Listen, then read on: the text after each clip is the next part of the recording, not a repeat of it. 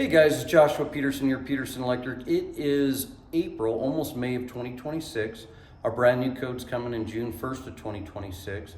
I think I did some other videos for you guys to watch on that with the basement. I kind of talked about some code upgrades, not a lot going on that I can see in residential.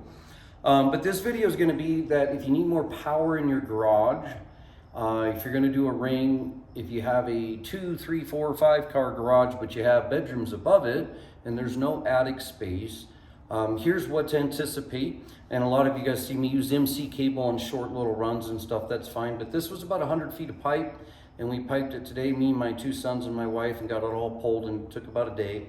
So I'm going to show you this. So they originally came in and painted the walls.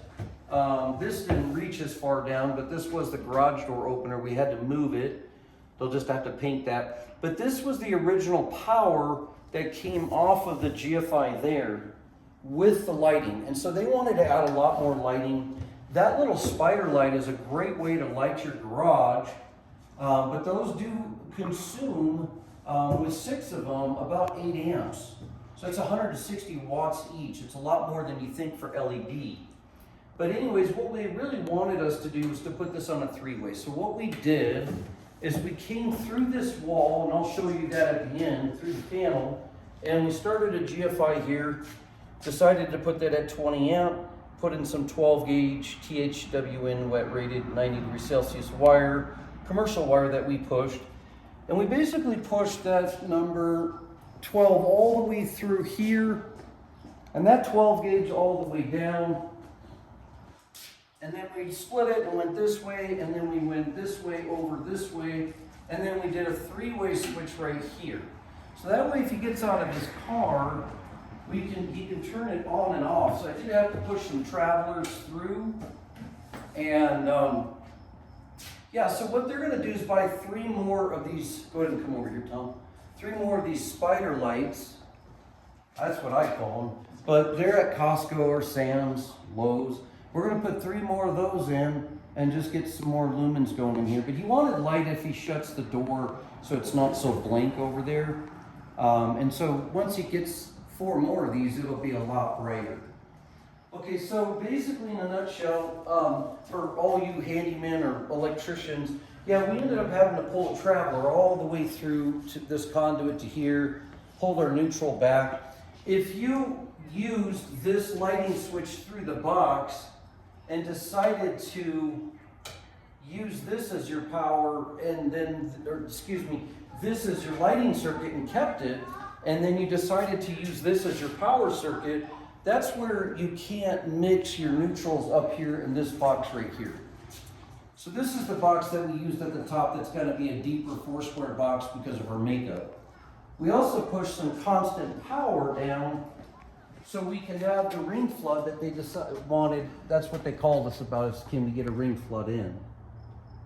So it's blinking right there, and you say, well, geez, Josh, I got to set that or the power went out. And that's fine. You don't need a switch for the ring. All you have to do is just kill your GFCI right there, and you protected it all. Now, do you have to GFI protect your lighting in a garage? No, you do not.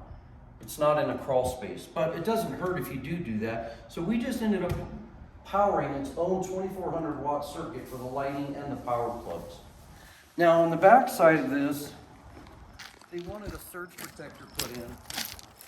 So that's that plastic siding. That stuff is real brittle in the cold. You kind of have to drill it. It was pretty cold this morning, but now it's warming up. But yeah, so the garage circuit's here, and then our surge protector's here for this guy here, and we have a spare. And then you look at this panel and say, wow, you have 200 amp, but you have no more breaker space. Yeah, that's like having an F-350 truck with a 5-foot bed in the back. The bottom line is this breaker system does allow some quads, but if you're gonna do a basement later or a Tesla plug, it's probably advisable to knock this out and put a sub panel here, and you could feed over 80 amps and then feed a basement and then feed a Tesla through the wall.